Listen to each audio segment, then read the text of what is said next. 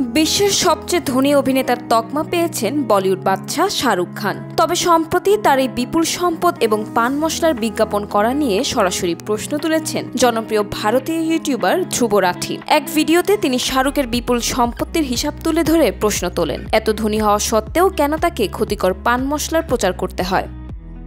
সম্প্রতি শাহরুখ খানের সম্পত্তি নিয়ে একটি ভিডিও প্রকাশ করেন ধ্রুব রাঠি। সেখানে তিনি জানান, বিভিন্ন সংবাদ মাধ্যমের প্রতিবেদন অনুসারে শাহরুখ বর্তমানে $1.4 বিলিয়ন সম্পত্তির মালিক, ভারতীয় মুদ্রা যার পরিমাণ প্রায় 12,400 কোটি টাকা। এই বিপুল অর্থের পরিমাণ যে সহজে কল্পনা করা কঠিন সে বিষয়েও ইঙ্গিত দেন তিনি।